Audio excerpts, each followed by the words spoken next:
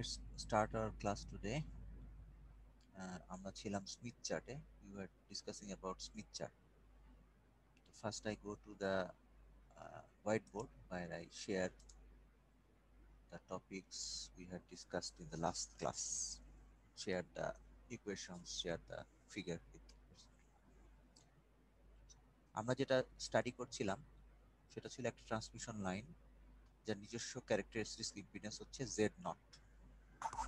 Z নটের মধ্যে এল আছে, C আছে, আরও থাকতে পারে, জিও থাকতে পারে. যদি আর জি না থাকে তাহলে সেটা হচ্ছে লসলেস, আর আর জি থাকলে আর জি থাকলে তখন সেটা হচ্ছে লসি. আর এটা terminated by a load Z L. ঠিক আছে. আর কোঅর্ডিনেট সিস্টেমেও জেড বলা হয়েছে কিন্তু ছোট হাতের Z. Z is equal to জিরোতে load, Z is equal to minus L A source, বা মাঝখানে যে কোনো পজিশনে আমরা জেড বলতে পারি পজিশনটা, সেটা ভ্যালু অনেক রকম হতে পারে. এবং Z is equal to minus L A input ইম্পিডেন্সটা জেড আই. এই জেড আই এর একটা ইকুয়েশন আমরা এর আগের দিন 30 নাম্বার ইকুয়েশন হিসেবে 2 দিন আগে মানে ডিরাইভ করছি. তো সেই জেড আই এর ইকুয়েশনটাকে যদি চিন্তা করি, সেই ইকুয়েশনের মধ্যে ইম্পিডেন্স আছে. ইম্পিডেন্সের মধ্যে রেজিস্টিভ পার্ট থাকবে, রিঅ্যাক্টিভ পার্ট থাকবে. তাহলে এই যে ট্রান্সমিশন লাইনটা, এটার যে কোনো জায়গার ইম্পিডেন্সকে আমরা মানে এখানেও জেড আই নিতে পারি, মাঝখানে কোথাও জেড আই নিতে পারি. যে জায়গায় জেড আই নাও, সেই জেড আই বা জেড নটের ইকুয়েশনটা হবে এটা. তাহলে ওই জায়গার যে ইম্পিডেন্সটা জেডটা, তার মধ্যে একটা রেজিস্টিভ পার্ট থাকবে, একটা রিঅ্যাক্টিভ পার্ট থাকবে. এখন জেড আই এর যে এক্সপ্রেশনটা ছিল তার মধ্যে এই যে রো জাতীয় কিছু টার্ম ছিল. ঠিক আছে. তো সেই রো জাতীয় টার্মগুলো থাকার ফলে এখানে ছিল 1 plus rho e to the power minus j beta twice L. আর অরিজিনালি ছিল যে e to the power j beta L plus e to the power minus j beta L এরকম ছিল. কিন্তু উভয় পাশে rho e to the power j beta L common নেওয়াতে এটা 1 হয়ে গেছে, আর এটা হয়ে গেছে e to the power minus j beta twice L. তাহলে ডাব্লুটা এভাবে মডিফাই হয়ে গেছে. আর সেই ডাব্লুটা তাহলে কি হচ্ছে, rho e to the power minus j beta twice L. মানে রো হচ্ছে একটা ম্যাগনিটিউড আর এটা হলো একটা ফেজ মিন করতেছে. দুটো মিলে একটা কমপ্লেক্স কোয়ান্টিটি. সেই কমপ্লেক্স কোয়ান্টিটিকে আমরা ডিফাইন করছি ডাব্লিউ দিয়ে. তাহলে সেই কমপ্লেক্স কোয়ান্টিটিরও একটা রিয়েল পার্ট থাকবে ইউ, ইমাজিনারি পার্ট থাকবে ভি. তাহলে আমরা যদি এটার ভ্যালুর রো ধরি ম্যাগনিটিউড, তাহলে রো হবে কি, রো হবে root over you square plus V square, তাই না? এটা ম্যাগনিটিউড যদি বের করো কমপ্লেক্স কনজুগেটের, তো সেটা ভ্যালু হচ্ছে ইউ আর ভি, এই দুটার রুট স্কোয়ার করে রুট ওভার. আর এখানে যে অ্যাঙ্গেলটা আছে সেই অ্যাঙ্গেলটা হবে কি, tan inverse V by u, as simple as that. তাহলে মূল জিনিসটা হচ্ছে ইম্পিডেন্স, তার রিয়েল পার্ট, তার ইমাজিনারি পার্ট, আর এক্স. সেই এক্সপ্রেশনের মধ্যে ডাব্লু রো আছে. তো রো ঘটিত অংশটাকে আমরা ডাব্লু দিয়ে রিপ্লেস করব. সেই ডাব্লুর মধ্যে রিয়েল পার্ট থাকবে, ইমাজিনারি পার্ট ইউ আর আইভি. এবং ইউ আর আইভির উপর ভিত্তি করে রো এর ম্যাগনিটিউড হবে এবং রো এর ফেজ হবে. তাহলে এই যে ইকুয়েশনটা লিখলাম, এই ইকুয়েশনটার মধ্যে আমরা গত ক্লাসে দেখাইছিলাম ডাব্লুর মান যদি এটা বসাই তাহলে কি হবে, 1 প্লাস ইউ প্লাস আইভি. নিচে কি হবে, 1 মাইনাস ইউ মাইনাস আইভি. তাহলে আমরা চেষ্টা করব নিচেরটা যাতে রিয়েল হয়ে যায়. তাহলে 1 minus u minus 1 minus u minus i v থাকলে 1 মাইনাস ইউটা রিয়েল আর আইভিটা হচ্ছে ইমাজিনারি. তাহলে এ মাইনাস বি আছে, এটাকে এ প্লাস বি দিয়ে গুণ দিব. তাহলে কি হবে, এ মাইনাস বি আর এ প্লাস বি গুণ দিলে এ স্কোয়ার মাইনাস বি স্কোয়ার. তাহলে 1 মাইনাস ইউ মাইনাস আইভি আর ওইদিকে 1 মাইনাস ইউ প্লাস আইভি. তাহলে 1 মাইনাস ইউটা হচ্ছে এ, তাহলে 1 মাইনাস ইউটা হলো এ, এটা এ স্কোয়ার. আর ওইদিকে হচ্ছে ভি, সেটা হচ্ছে বি. তাহলে আইভিটা হচ্ছে বি, তাহলে আইভি হোল স্কোয়ার, তার মানে আই স্কোয়ার ভি স্কোয়ার. তো minus I square V square মানে প্লাস ভি স্কোয়ার. তাহলে নিচের অংশটা হয়ে গেল. আর উপরের অংশ আমি গতদিন দেখাইছিলাম, যেটা তুমি যদি ইয়া করো 1 প্লাস ইউ প্লাস আইভি, মানে এগুলো করলে এখানে দুটো অংশ থাকবে, একটা রিয়েল অংশ, একটা ইমাজিনারি অংশ. তাহলে রিয়েল অংশটাকে এই আর এর সাথে ইকুয়েট করব, ওইদিকে যে রিয়েল অংশটা থাকে. তাহলে ইকুয়েট করলে আমরা এই জিনিসটা পাবো। ওখানে যে জিনিসটা ছিল সেটা হচ্ছে 1 minus u square minus v square, একা ছিল। তাহলে ওইটা, এবং নিচে ছিল এই যে a minus b a plus b করাতে 1 minus u square plus v square. তাহলে রিয়েল পার্টটাকে ইকুয়েট করলে আমরা উই গট দিস ইকুয়েশন। আচ্ছা, তো এই জেড আই এর ইকুয়েশনটার নাম্বার ছিল কত, আর রো এর ইকুয়েশনটার নাম্বার কত ছিল? স্যার রো এর ইকুয়েশনের নাম্বার ছিল 30 এর ডি, 30 এর ডি, আর জেড এর ইকুয়েশনের নাম্বার ছিল হচ্ছে 30 এর এফ। ডাব্লু সহ। জি স্যার। আর ডাব্লু সহ ওই ইকুয়েশনটার নাম্বার কি 30 এর ডি এর মধ্যেই পড়ছিল? এটা জি স্যার, এটা 30 এর ডি। আচ্ছা, তাহলে 30 এর ডি, 30 এর এ।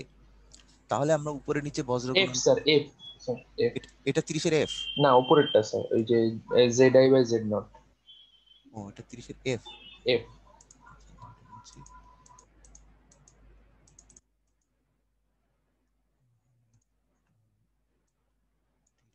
এফ নরমালি একটা জেড আই ইকুয়েশন ছিল, তারপর সেটাকে মডিফাই করে এটা আনছিলাম। আচ্ছা, তাহলে এটা বোধহয় লাগবে না, এটা হচ্ছে দিই ড্র। তাহলে আমরা উপরে নিচে বজ্র গুণন করে তারপর রিয়েল পার্ট আর ইমাজিনারি পার্ট ইকুয়েট করে এই ইকুয়েশনটা পাবো। এই ইকুয়েশনটার নাম্বার তো দেওয়া হয় না, আজকে প্রথম লিখলাম। না স্যার। আচ্ছা, তাহলে এটাকে 30 এর কততে শেষ হয়েছিল? Sir F. তাহলে এটা 30 এর জি বলি। তো 30 এর এফ থেকে জিতে কিভাবে আসলাম? এই ডি এর মানটা বসালাম, ইউ প্লাস আইভি বসায় উপরে নিচে বজ্র গুণন করলাম, করলে একটা রিয়েল অংশ থাকলো উপরে, একটা ইমাজিনারি অংশ থাকলো, আর নিচেরটা পুরোটাই রিয়েল, এই জিনিসটা। তাহলে রিয়েল অংশ ইকুয়েট করলে আর পেলাম, সেটাকে 30 এর জি বলছি। আর ইমাজিনারি অংশটা হচ্ছে এক্স এই সাইডে, আর ওই দিকে ইমাজিনারি একটা অংশ থাকবে, ওই দুইটাকে ইকুয়েট করব, করলে আমরা 30 এর এইচ মনে করো পেলাম।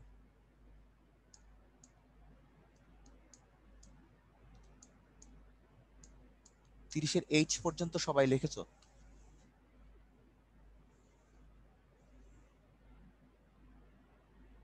জি স্যার। আচ্ছা, এখন এই 30 এর জি কে আমরা বিভিন্ন রকম পারমুটেশন কম্বিনেশন করে মানে এই একটা ইকুয়েশন ডিরাইভ করতে পারি। তাহলে 30 এর জি থেকে যেহেতু পাচ্ছি, তোমাদের ইকুয়েশন লাস্ট কততে শেষ হয়েছিল?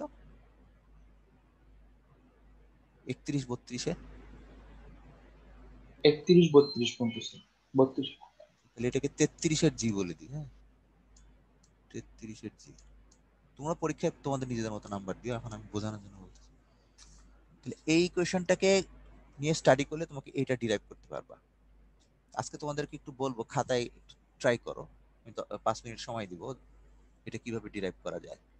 এই ইকুয়েশনটা থেকে এই সার্কেলের একটা ইকুয়েশন পাবো। আমি আগে মূল জিনিসটা বলে নিই, তারপর ডিরাইভ করো। আর 30 এর এইচ যেটা, সেটাকেও বিভিন্ন রকম সেটা নিয়ে কাজ করলে আমরা 33 এর এইচ পাবো মনে করো। তাহলে 30 এর জি এটা কিসের ইকুয়েশন বলো? বৃত্তের ইকুয়েশন। বৃত্তের ইকুয়েশন কি হয়? X minus A whole square plus Y minus B whole square R square, সার্কেলের ইকুয়েশন। এ আর বি হলো কেন্দ্র, আর হলো রেডিয়াস। তাহলে এই ইকুয়েশন 30 এর জি থেকে যে 33 এর জি পাচ্ছি, সেই that 33 G is a equation of a circle, যে সার্কেলের কোঅর্ডিনেট গুলো হচ্ছে এক্স আর ওয়াই এর জায়গায় আসতেছে ইউ আর ভি। এখানে আমি দেখো ইউ আর ভি এক্সিস দিয়ে একটা কোঅর্ডিনেট তৈরি করছি। এখানেও এই এটা কি লিখছি, আর মাইনাস ওয়ান কেন হবে, এটা ইউ মাইনাস ওয়ান হবে, এটা ভুল হয়েছে। ইরেজ করি, এটা ইউ মাইনাস ওয়ান। তো নিচেরটাও এই যে 30 এর এইচ থেকে যে 33 এর এইচ পাচ্ছি, ওটাও একটা সার্কেলের ইকুয়েশন, এবং সেটারও কোঅর্ডিনেট হচ্ছে ইউ আর ভি।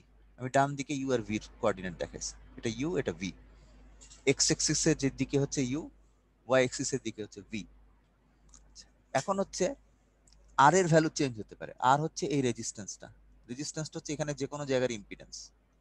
তাহলে রেজিস্ট্যান্সটা যখন চেঞ্জ হবে তখন এই সার্কেলের কোন সার্কেল হবে সেটাও চেঞ্জ হবে।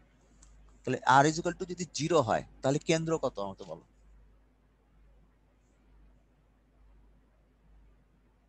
ইউ এক্সিস বরাবর কেন্দ্র কত, ভি এক্সিস বরাবর কেন্দ্র কত? স্যার 0 0। 0 0। আর রেডিয়াস কত? Sir radius 1। 1। 1 রাইট। তাহলে এটা যদি ইউ এক্সিস হয়, এটা যদি ভি এক্সিস হয়, তাহলে এর 0 0 পয়েন্ট হচ্ছে এটা, এটা হলো কেন্দ্র। আর এই পয়েন্টটাকে আমরা বলি, মনে করো ইউ ইজ ইকুয়াল টু 1। ঠিক আছে, ইউ ইজ ইকুয়াল টু যদি 1 হয় তাহলে এই পয়েন্টটাকে আমরা বলতে পারি ভি ইজ ইকুয়াল টু 1। তাহলে আমরা আর 0 0 ইউ ভি 0 0 ধরে 1 1 মানে 1 রেডিয়াস ধরে যদি একটা সার্কেল আঁকি, সেই সার্কেলটা হবে এই আউটার সার্কেলটা। এই জন্য এই আউটার সার্কেলটাকে বলা হবে R is equal to 0 circle. ঠিক আছে, R is equal to 0 circle clear সবার? আবার বলবো? বুঝছি স্যার, আর এর ভ্যালু 0 ধরে আছে এজন্য। আর কেন্দ্র হলো 1। আচ্ছা, এখন আর এর ভ্যালু যদি 1 হয় তাহলে কেন্দ্র কত? Sir half. হাফ। আর হাফ কমা 0। হাফ 0। তাহলে উপরের দিকে আর যেতে হবে না, এই বরাবরই কেন্দ্র থাকবে। তাহলে এখানে এটা যদি 0 হয়, এটা যদি 1 হয়, তাহলে u is equal to half মনে করে এখানে আছে, এই জায়গাটা মনে করো u is equal to half. আচ্ছা, এবার বলো ব্যাসার্ধ কত 1 হলে? 1/4। না, ব্যাসার্ধটা হচ্ছে আর, আর আর স্কোয়ার হচ্ছে এটা, তাহলে ব্যাসার্ধ কত? স্যার ব্যাসার্ধ হাফ হবে। হাফ হবে। তাহলে কেন্দ্র হলো হাফ 0 আর ব্যাসার্ধ হলো হাফ। তাহলে এটা কেন্দ্র, আর ব্যাসার্ধ এদিকে হাফ এদিকে হাফ, উপরে হাফ নিচে হাফ, ধরে একটা সার্কেল আঁকলাম। তো সেই সার্কেলটা হবে R is equal to 1 circle. এই আর কি মান, কি মিনিং? এই আর এর মিনিং হচ্ছে ইম্পিডেন্সের রেজিস্টিভ পার্ট। ইম্পিডেন্স কোনটা? এখানকার ইম্পিডেন্স, তার রেজিস্টিভ পার্টের ভ্যালু এখান থেকে পাবো। তাহলে স্মিথ চার্টের কনস্ট্যান্ট আর সার্কেলের জন্য প্লটগুলো এরকম হবে, আর ইজ ইকুয়াল টু 0 হবে সবচেয়ে বাইরে, আর ইজ ইকুয়াল টু 1 হবে এই জায়গাটায়। তাহলে আমরা এই পয়েন্টটাকে বলতে আর ইজ ইকুয়াল টু 0, এটা হচ্ছে আর ইজ ইকুয়াল টু 1। তাহলে আর ইজ ইকুয়াল টু হাফ কোথায় হবে, বামে না ডানে?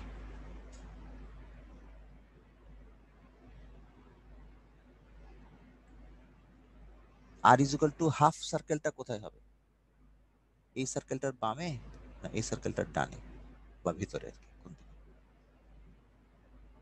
এটা হলো 0, এটা হলো 1,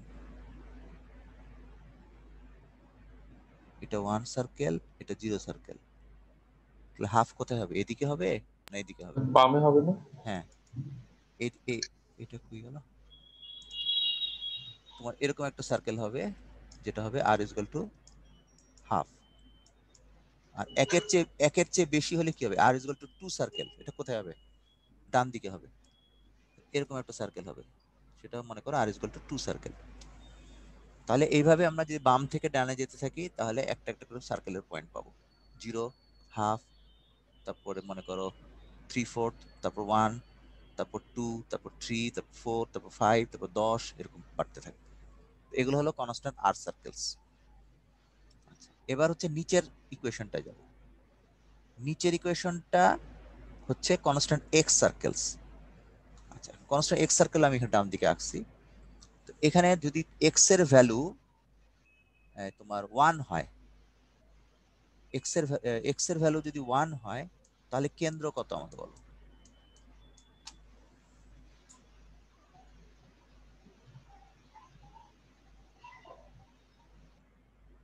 কেন্দ্র কত, ইউ কেন্দ্র কত, ভি কেন্দ্র কত?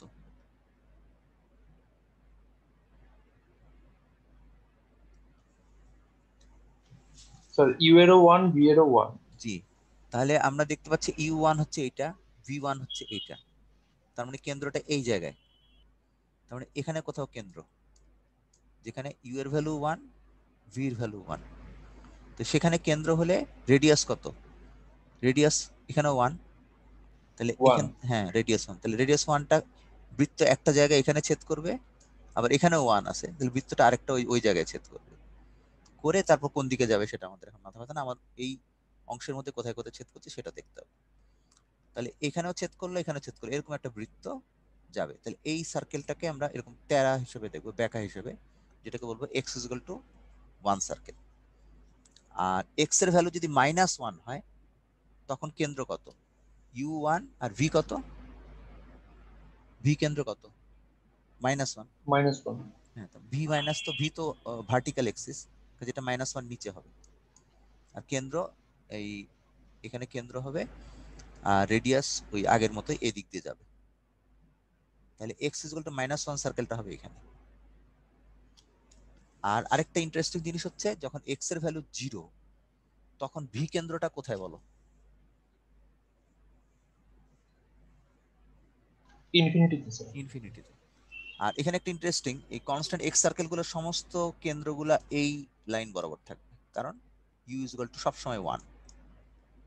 তাহলে এই 1 বরাবরই অনেক দূরে ইনফিনিটিতে কোথাও কেন্দ্র আছে, তো সেটা রেডিয়াস ধরে সার্কেল আঁকলে সেটা এরকম একটা লাইন হবে, তুমি অল্প অংশ দেখতে পারবা, সেই সার্কেলটা হবে X is equal to 0 circle. তাহলে X is equal to half circle হবে এই 0 আর 1 এর মাঝখানে, X is equal to 2 circle হবে 1 এর উপরে, এটা হবে 2, এটা হবে 1 সার্কেল, সরি এটা হবে হাফ সার্কেল। ঠিক আছে, তাহলে দুই ধরনের সার্কেল পেলাম, কনস্ট্যান্ট আর সার্কেলস, কনস্ট্যান্ট এক্স সার্কেলস। আচ্ছা, তো আমি এই জিনিসগুলা তোমরা করতে পারো, এই যে আমি তো ডিরাইভেশনটা দেখালাম না, ডিরাইভেশনটা তোমরা অ্যাসাইনমেন্ট হিসেবে করতে পারো। গ্রুপে তোমাদের যে গ্রুপটা আছে, গ্রুপ থেকে একটা করে জমা দিতে পারো আমাকে অ্যাসাইনমেন্টটা করে, কনস্ট্যান্ট আর সার্কেলের ডিরাইভেশন, এক্স সার্কেলের ডিরাইভেশন। আচ্ছা, তো ওইটাতে যাওয়ার আগে আমি আবার বইয়ে যাচ্ছি, কারণ এই সমস্ত জিনিস এই সব লেখা হয়েছে এখানে, যা যা লিখছি একটু লেখা শেষ করো, আমি রোল কলটা করে ফেলি।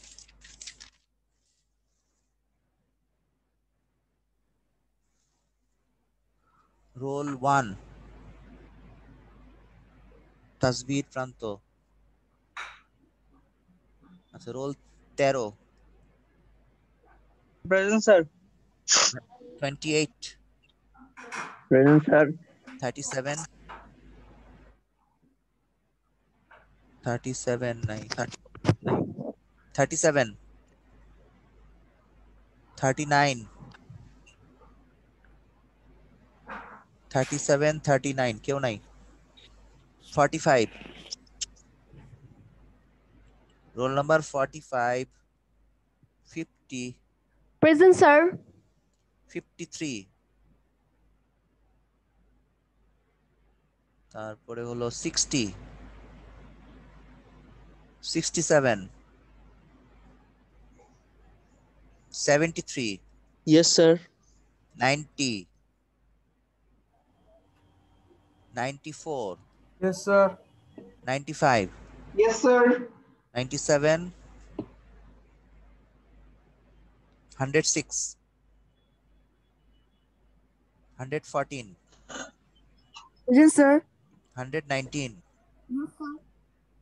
125, Yes, sir. 131,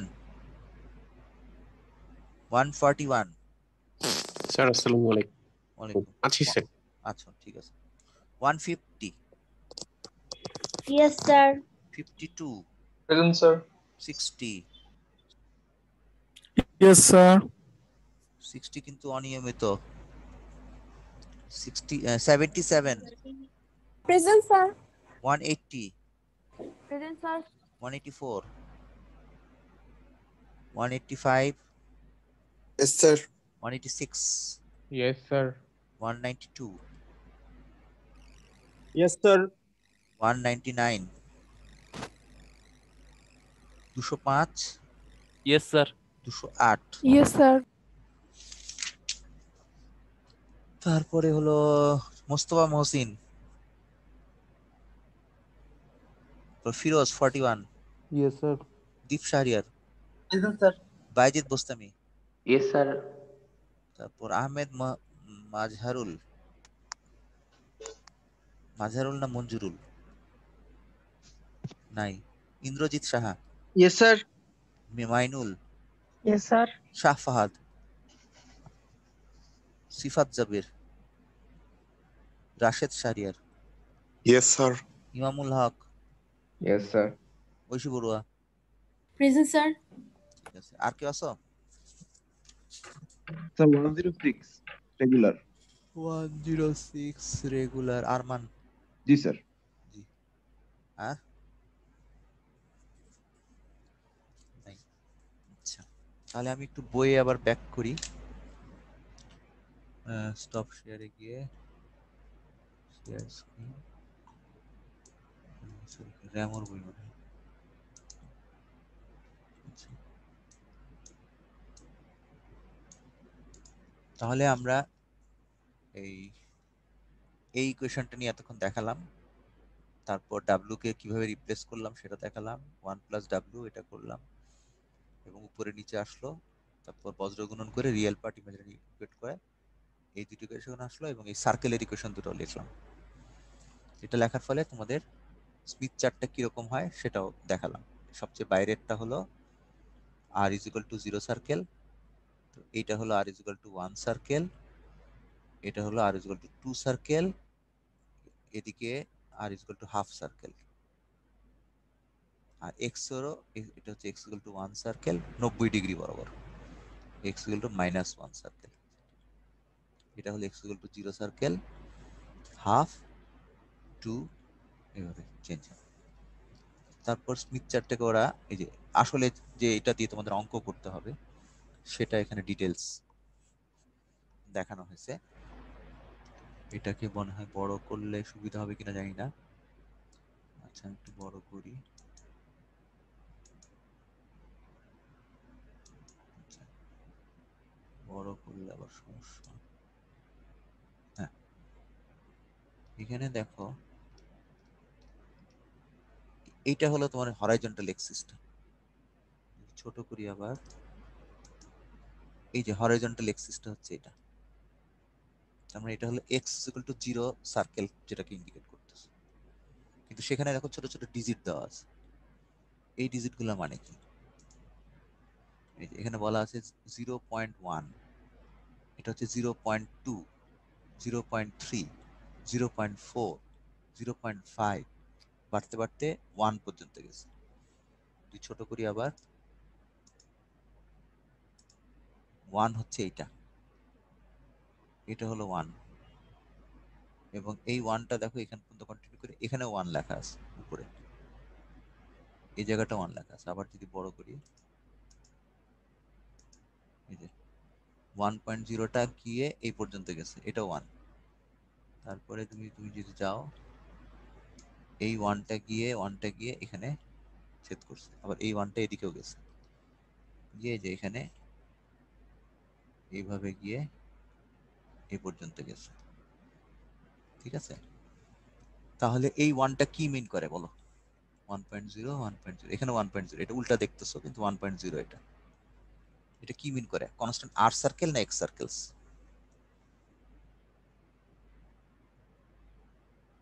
স্যার হরাইজন্টালি টা কনস্ট্যান্ট আর সার্কেল। না, হরাইজন্টালটাও আর সার্কেল। এই এই এখানেও তো এটা কি হরাইজন্টাল বলবো? এটা তো একটু বেঁকা আছে, আবার এদিকেও একটু বেঁকা আছে। এই তিনটা জায়গা এটা কি এডিট করা যায়? দেখা যাবে?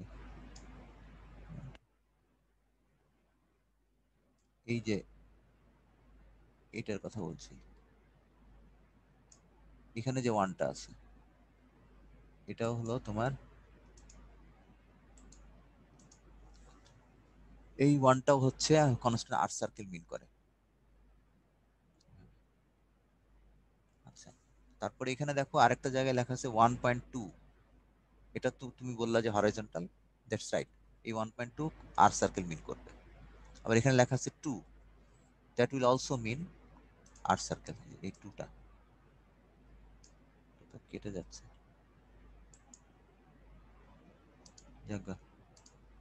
এটাও কনস্ট্যান্ট আর সার্কেল।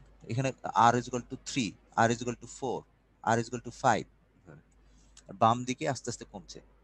এটা হলো 0.5, 0.5 মানে হচ্ছে হাফ, ঠিক আছে। আচ্ছা, এটা গেল একদিকে। আর এখানে ব্যাকা হিসাবে কিছু দেওয়া আছে, এখানে তুমি উল্টা দেখতে পাচ্ছ। এখানে এটা হচ্ছে 1, এই 1টা গিয়ে শেষ হয়েছে এখানে, ওই যে 90 ডিগ্রি যেখানে।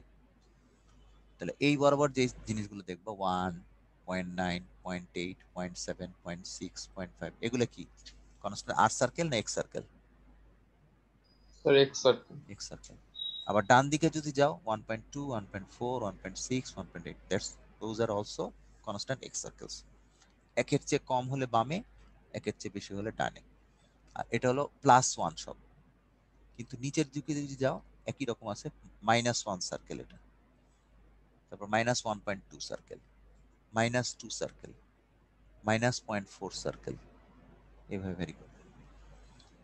তাহলে এখানে এই সার্কেলগুলোর ভ্যালু আরেক জায়গায় পাবা, সেটা হচ্ছে এখানে 0.2, 0.4, 0.6, 1, এই 1টাই চলে গেছে এখানে। তাহলে এই জায়গায় দুইটা 1 আছে, একটা 1 হচ্ছে এই যে এই 1টা হচ্ছে কনস্ট্যান্ট এক্স সার্কেলের 1,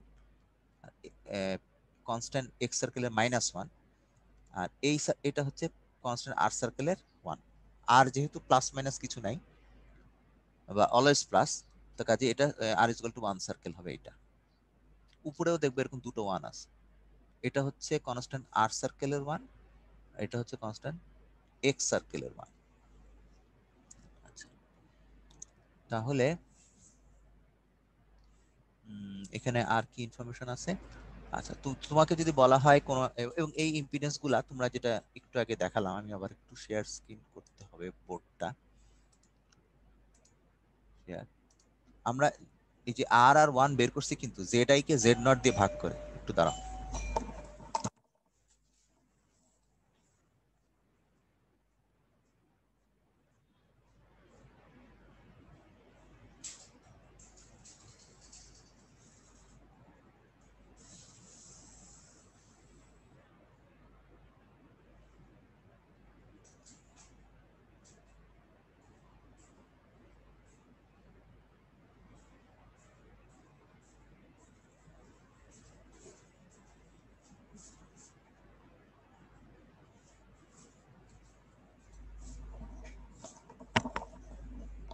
হ্যাঁ, যেটা বলছিলাম, এখানে এই আর এক্স বের করছি জেড কে জেড নট দিয়ে ভাগ করে।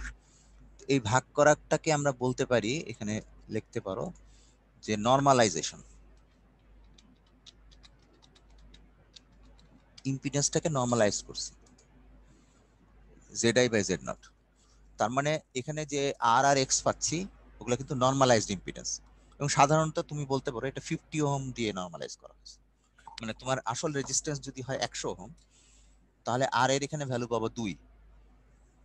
জেড যদি 100 হয়, বা মানে জেড এর রিয়েল কম্পোনেন্টটা যদি 100 হয়, আর জেড নটটা যদি 50 হয়, জেড নট সাধারণত 50 ধরা হতে পারে, 75 হতে পারে, 50 হতে পারে, তাহলে 100/50 করে 2 আসবে, তখন আর এর ভ্যালু 2 আসবে।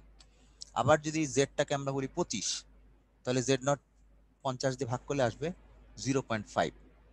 আবার এটা যদি 50 হয় তাহলে 1 আসবে। আর তো এরকম একটা ভ্যালু তুমি পাবা। তোমার মনে করো লোড ইম্পিডেন্সটা, আমি ধরো লিখি, টেক্সটে যাই, টেক্সট না এটা, না এটা টেক্সট। লোড ইম্পিডেন্সটা মনে করো 50 প্লাস J50, আর লাইনের ইম্পিডেন্সটা মনে করো 50। তাহলে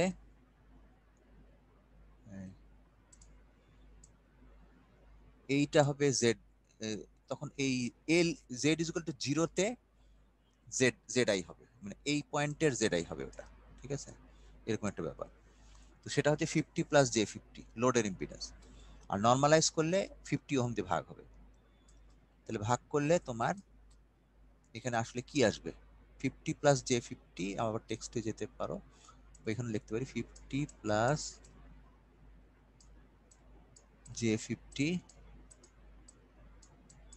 ডিভাইডেড বাই 50 করলে তোমার আসবে 1 প্লাস জে 1।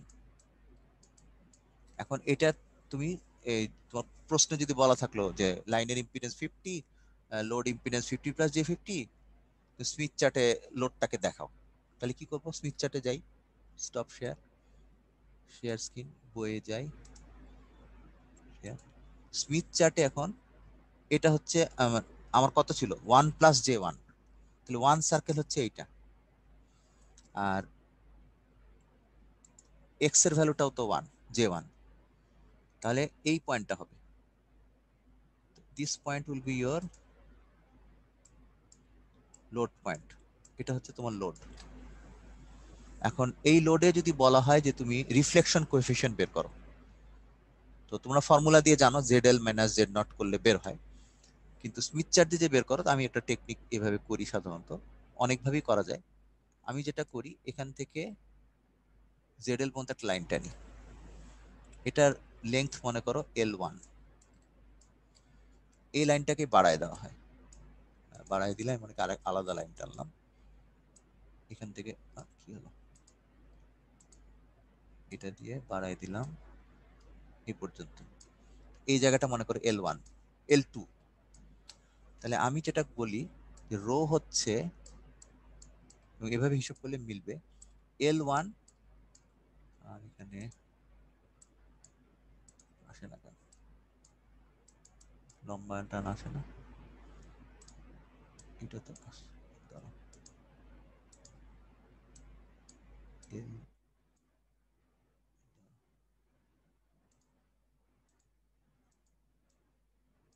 সেটাই তোমার টেক্সট দিয়েও দেখাই, তাহলে রো হবে ইজ ইকুয়াল টু হবে L1 divided by L1 plus L2। তাহলে তোমাকে যদি বলে যে তুমি লাইন ইম্পিডেন্স হচ্ছে 50 ওহম, তারপর এখানে এল, তোমার এটা কিন্তু load point, line impedance 50 ohm আর তোমার লোড ইম্পিডেন্স 50 প্লাস জে 50, তাহলে তোমার ফার্স্ট হচ্ছে লোড বের করা, এটা হচ্ছে আর সার্কেল, এটা হলো এক্স, আর এর 1 সার্কেল, আর এটা হলো এক্স এর 1 সার্কেল, এরা দুজন যেখানে ক্রস করেছে, কাট করেছে, সেই পয়েন্টে হচ্ছে তোমার লোড পয়েন্ট, এবং সেই লোড পয়েন্টে রো কত যদি জিজ্ঞেস করে, তাহলে তোমরা বাই স্কেল এভাবে মেজার করতে পারো, এখান থেকে এই পর্যন্ত একটা লাইন টানবা L1, আর পরবর্তী অংশে লাইন টানবা L2, এটাকে ডিলিট করে দিই, পুরোটাই ডিলিট হয়ে গেল,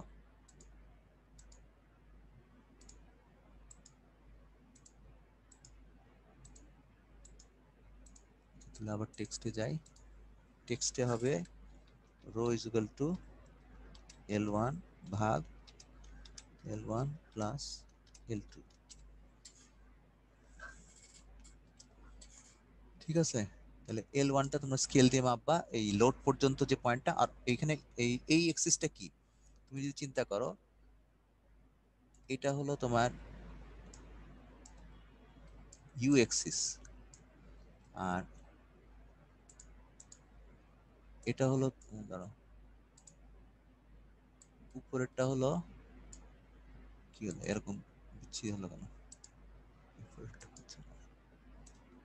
উপরেরটা হলো তোমার ভি এক্সিস, তাহলে এই অরিজিনটা হলো কি U0 V0, এটাকেই সবসময় কেন্দ্র ধরবা, যে কোনো ক্যালকুলেশনের সময় এটাকে কেন্দ্র ধরবা, এখানে r ইজ ইকুয়াল টু 1 হচ্ছে কোনো সমস্যা নাই, কিন্তু ইউভি কোঅর্ডিনেট সিস্টেমের সেন্টার হলো এটা, এই কোঅর্ডিনেটের সেন্টার থেকে তুমি লোড পর্যন্ত একটা লাইন টানবা, এবং সেই লাইনটাকে বাড়াই দিবা শেষ পর্যন্ত, বাড়াই দিলে এই লোড পর্যন্ত যে পয়েন্টটা, সেটাকে আমরা বলবো L1, আর শেষ পর্যন্ত পয়েন্টার, লোড থেকে শেষ পর্যন্ত যেটা, সেটাকে L2 যদি বলি, তাহলে L1 divided by L1 plus L2 দিয়ে আমরা রিফ্লেকশন কোএফিশিয়েন্ট বের করতে পারবো, এবং এখানে একটা অ্যাঙ্গেল ফর্ম হবে, এই অ্যাঙ্গেলটা দিয়ে সে রো এর অ্যাঙ্গেলটা বের করতে হবে।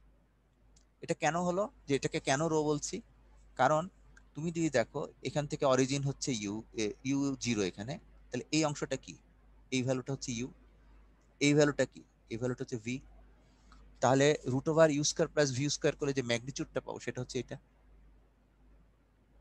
তাহলে এখান থেকে আমরা রো বের করতে পারবো ম্যাগনিটিউড থেকে। আর রো এর অ্যাঙ্গেলটা কি, tan inverse V by u বলছিলাম, তাহলে এই অ্যাঙ্গেলটা হচ্ছে সেই ট্যানের অ্যাঙ্গেলটা। তাহলে ইউভি দিয়ে আমরা কিন্তু রো বের করছি, কারণ তোমার আবার বোর্ডে যদি যাই, আমি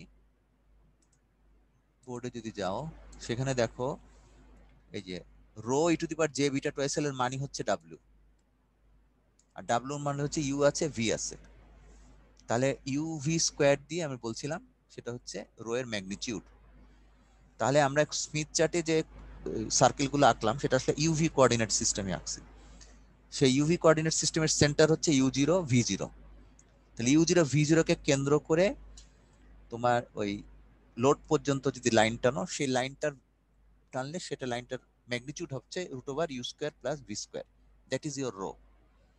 আর ওইটার অ্যাঙ্গেল হচ্ছে tan inverse V by U, সেটা হচ্ছে রো এর অ্যাঙ্গেল। আবার যদি তুমি স্মিথ চার্টে চলে যাও, মানে হ্যাঁ, তাহলে সেখানে দেখো এটা হলো সেই magnitude root over you square plus V square, that is your rho. আর tan inverse V by u হচ্ছে এই অ্যাঙ্গেলটা, তাহলে সেটা হচ্ছে রো এর অ্যাঙ্গেল। তাহলে যদি আমাদের প্রবলেম সলভ করতে হয়, তাহলে প্রথমে একটা বলে যে লোড বের করো, তখন আমরা এখান থেকে লোড বের করে ফেলবো। আবার যদি বলে লোড পয়েন্টের রো কত বের করো, তাহলে আমরা এই ম্যাগনিটিউড থেকে, এই L1 এর ম্যাগনিটিউড থেকে, এবং তাকে L1 L2 দিয়ে ভাগ করে, যোগ করে ভাগ করে ওই রোটা বের করব, এবং রো এর অ্যাঙ্গেলটা আরো সোজা তোমার। তাহলে স্মিথ চার্টের অঙ্কগুলোর জন্য তোমরা যে স্মিথ চার্ট আছে, এটা অনেকগুলো আমি তাহলে গুগল ক্লাসরুমে দিয়ে দিব, তোমরা ওটা নিয়ে অনেকগুলো প্রিন্ট করে রাখবা। প্রিন্ট করে রেখে বিভিন্ন অঙ্ক যখন সলভ করবা, পেন্সিল দিয়ে করো, যেভাবে করো, ওই মান বসায় বসায় প্রবলেম, প্রচুর প্রবলেম আছে, এগুলো সলভ করতে করতে তোমাদের আসলে পাকা হবা। আচ্ছা, এখানে তারপরে আরেকটা জিনিস আছে, সেটা হচ্ছে মানে প্রথম দিকের অঙ্কগুলোর মধ্যে এটা থাকে, সেটা হচ্ছে এই ট্রান্সমিশন লাইনে আমরা যদি লোড পয়েন্টটা এভাবে বলতে পারি যে জেড এল এত, তাহলে এখন ট্রান্সমিশন লাইনের লেন্থটাকে আমরা এল বলতে পারি। এলটাকে আমরা যদি বলি যে এল এর লেন্থটা আমরা বলে দিই যদি, তাহলে সেই লেন্থটা রেসপেক্টে, লেন্থটা যদি জানা থাকে আমার, তাহলে সেখান থেকে আমরা জেড আইটা বের করতে পারবো। তাহলে আরেক ধরনের প্রবলেম আছে যেটাতে বলে জেড আই বের করো, তোমার লোড দেওয়া আছে জেড আই বের করো। আর আরেক ধরনের প্রবলেম আছে সেখানে বলে জেড আই দেওয়া আছে, লোড বের করো। দুটো ক্ষেত্রে তোমার লেন্থটা বলা থাকতে হবে ট্রান্সমিশন লাইনের। ট্রান্সমিশন লাইনের লেন্থটা এখন আমরা যদি আমি যে পার্টিকুলার প্রবলেমটা বলছি যে লোড দেওয়া আছে জেডাই বের করো, তাহলে আমাকে কোন দিকে যেতে হবে, এটা কোন দিক, জেনারেটরের দিক না লোডের দিক? জেনারেটর দিক। জেনারেটরের দিক। তাহলে দিস ইজ, যদি লোড দেওয়া থাকে তোমার জেডাই বের করো, তাহলে জেনারেটরের দিক যেতে হবে। আর যদি জেডাই দেওয়া থাকে লোড বের করতে বলে, তাহলে তোমার লোডের দিকে যেতে হবে। এবং কত দূর যাবা, তোমার লাইনে যাচ্ছ এল লেন্থ, কিন্তু স্মিথ চার্টে তুমি কিন্তু এল লেন্থের এটা এই অ্যাঙ্গেল হিসেবে দেখতেছো বিটা টুয়াইস এল। তাহলে স্মিথ এখানে যদি আমরা এল লেন্থ যাই নর্মাল লাইনে, তাহলে স্মিথ চার্টে যাব বিটা টুয়াইস এল, বিটা টুয়াইস এল। তাহলে এল এর ভ্যালু মনে করো সাপোজ ল্যামডা বাই 4, আমি একটা উদাহরণ দিচ্ছি। তাহলে বিটা টুয়াইস এল কত, বিটা মানে টুয়াইস পাই বাই ল্যামডা, আর টুয়াইস এল এর 2 আসছে, আর এল এর ভ্যালু বলছি lambda by 4, sorry lambda by 4। তাহলে এখানে ল্যামডা ল্যামডা কাটা চলে যাচ্ছে, 4 4 কাটা চলে যাচ্ছে, এখানে আসতেছে পাই। তাহলে এই যে যদি লাইনের লেন্থ হয় ল্যামডা বাই 4, যেগুলোকে বলা হয় কোয়ার্টার ওয়েভ লেন্থ লাইন, সেই লাইনের ক্ষেত্রে তোমার আসলে স্মিথ চার্টে পাই অ্যাঙ্গেল যেতে হবে। পাই অ্যাঙ্গেল মানে 180 ডিগ্রি যেতে হবে। 180 ডিগ্রি মানে এই মুহূর্তে যে পজিশনে আসো তার ঠিক উল্টা দিকে যেতে হবে। আচ্ছা, সেটা একটু পরে বলতেছি। আর এখানে দুইটা পজিশন বলছিলাম যে লোড থেকে যদি আমরা ইনপুট ইম্পিডেন্স বের করতে চাই তাহলে টুয়ার্ডস জেনারেটর যেতে হবে। টুয়ার্ডস জেনারেটর মানে স্মিথ চার্টে ক্লকওয়াইজ যাওয়া, আর যদি টুয়ার্ডস লোড যাও তাহলে কাউন্টার ক্লকওয়াইজ যাওয়া। এখন এটা একটু ছবিতে দেখাই, স্মিথ চার্টটা যেটা ছিল। তো তুমি এখানে লোড বের করছো, এখন মনে করো যে ওই যে কোয়ার্টার ওয়েভলেংথ লাইন বললাম সেই লাইনটাই তোমার লাইনটা, তাহলে জেড আই বের করতে হবে। তখন কি করতে হবে, এটাকে সেন্টার ধরবা, ধরে একটা সার্কেল আঁকবা, মানে এই রো পর্যন্ত রেডিয়াস নিয়ে একটা সার্কেল আঁকতে হবে। তো এখন সার্কেল কিভাবে আঁকবো, আচ্ছা মনে করে এভাবে সার্কেল আঁকলাম, এটা কম্পাস দিয়ে আঁকতে হবে, আমারটা ভালো হয় নাই। করে এই লাইনটাকে উল্টা দিকে যেতে হবে, উল্টা দিকে গেলে সরি উল্টা দিকে কিভাবে যাব,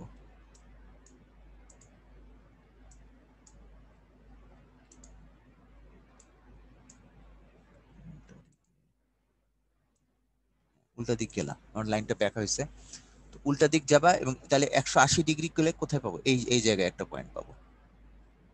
এই পয়েন্টটা হচ্ছে তোমার জেড আই পয়েন্ট। তাহলে এখানে আমি লোড পেয়েছি, সার্কেল ধরে এঁকেছি, লাইনটার লেন্থ জানি λ/4, আর এখানে আর এটা জেড আই কোন দিকে গেছি, আমি গেছি টুয়ার্ডস জেনারেটর মানে হচ্ছে ক্লকওয়াইজ, তাহলে আমি ক্লকওয়াইজ গেছি, আবার ঝামেলা, এদিকে গেছি আমি, দ্যাট ইজ ক্লকওয়াইজ। ক্লকওয়াইজ মানে টুয়ার্ডস জেনারেটর গেছি, ঠিক আছে। তাহলে টুয়ার্ডস জেনারেটর গেলে এখানে একটা পয়েন্ট পাবো, এই পয়েন্টে একটা আর সার্কেল পাবা, এই পয়েন্টে একটা এক্স সার্কেল পাবা। এই যে কনস্ট্যান্ট আর এবং এক্স সার্কেল এখানে যেখানে ছেদ করছে ওই পয়েন্টের আর এবং এক্স এর ভ্যালুটাই হচ্ছে তোমার নরমালাইজড ইনপুট ইম্পিডেন্স। তাহলে কিভাবে প্রবলেমটা, এখানে তিনটা প্রবলেম হচ্ছে। একটা প্রবলেম হচ্ছে আমার তোমার জেড নট আর জেড এল দেওয়া আছে, সেখান থেকে তুমি জেড এল বের করলা, সেখান থেকে রো বের করলা দ্বিতীয় অংশ। তৃতীয় অংশে তোমাকে বললো লাইনের লেন্থ দেওয়া আছে, তুমি জেড আই বের করো। তাহলে এখান থেকে ক্লকওয়াইজ গিয়ে জেড আই বের করলা। আবার কিছু প্রবলেমে থাকতে পারে জেড আই দেওয়া আছে, তোমাকে লাইনের লেন্থ দেওয়া আছে, লোড বের করতে বলবো। তো তখন তুমি কি জেড আই যদি দেওয়া থাকে তুমি জেড আই পেয়ে গেলা, তারপর লাইনের লেন্থ থেকেও পেয়ে গেল, ওইদিকে কোন একটা দিক। সবসময় যে 180 ডিগ্রি হবে তা না, ওটা ডিপেন্ড করবে বিটা টু আইএসএল এর উপর। আমরা নেক্সট ক্লাসে অঙ্ক করব। তাহলে এখানে ইয়ে ধরে আমরা যেহেতু লোডের দিকে যাব, এখন ইনপুট জানি, লোড বের করবো, তাহলে আমাকে যেতে হবে কাউন্টার ক্লকওয়াইজ।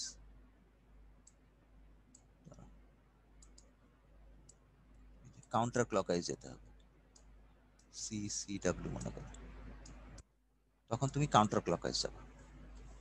তাহলে মূল ট্রান্সমিশন লাইনে যদি আমরা জেনারেটরের দিকে যাই, এখানে লেখা আছে তুমি যাবা ক্লকওয়াইজ, এই যে অ্যারো দেওয়া আছে। আর মূল ইয়াতে যদি তুমি লোডের দিকে যাও তাহলে তুমি যাবা কাউন্টার ক্লকওয়াইজ। এই তিন ধরনের প্রবলেম নিয়ে এবং থিওরিটা নিয়ে ডিসকাস করলাম। কিন্তু এই সার্কেলগুলা কিভাবে আসছিল এই ডিরাইভেশনটা তোমাদেরকে আমি একটা কাজ দিলাম অ্যাসাইনমেন্টের মতো। এটা তোমরা এই যে ইকুয়েশন 30-এর জি থেকে 33-এর জি কিভাবে আসলো, আর 30-এর এইচ থেকে 33-এর এইচ কিভাবে আসলো, এটা তোমরা করো। মানে যারা 10:30টার ল্যাব করো তারা 30-এর কনস্ট্যান্ট আর্ট সার্কেলটা বের করো, আর যারা একটার ল্যাব করো তারা ইয়ে করো, এই কনস্ট্যান্ট এক্স সার্কেলগুলোর ডিরাইভেশনটা করো, করে হাতে লিখে গ্রুপে আমাকে অ্যাসাইনমেন্টগুলো সাবমিট করো, ঠিক আছে। এটা আগামী কবে পর্যন্ত সময় দিলাম, আজকে হলো মঙ্গলবার, আগামী রবিবারের মধ্যে আমাকে ইয়াতে দিয়ে দাও, গ্রুপে সাবমিট করে রেডি করে ইমেলে দিতে পারো। আমার ইমেল অ্যাড্রেস জানো?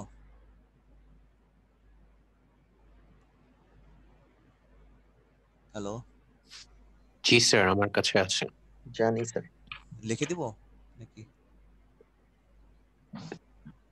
স্যার লিখে দিলে ভালো হয় স্যার, আমাদের অনেকের কাছে তো নেই। আচ্ছা আমি লিখে দিচ্ছি, এতে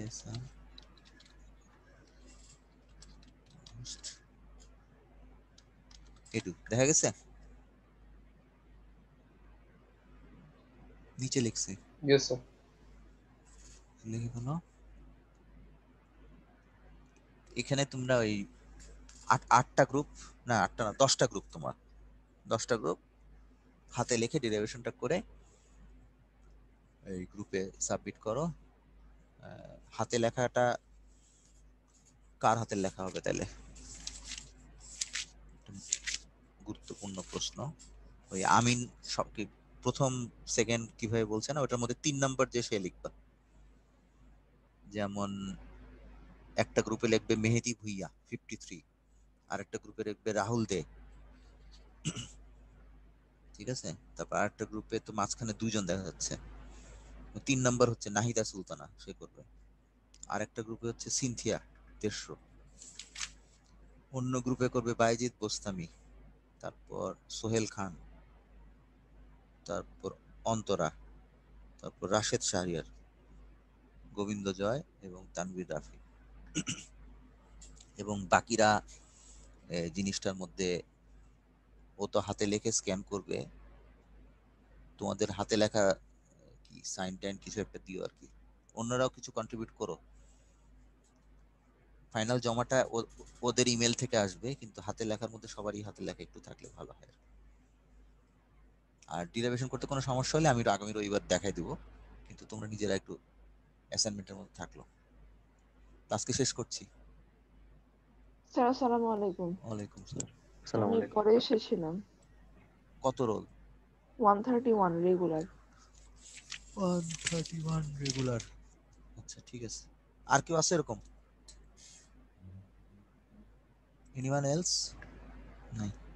চ্যাটে কেউ দাও নাই তো? চ্যাট কই?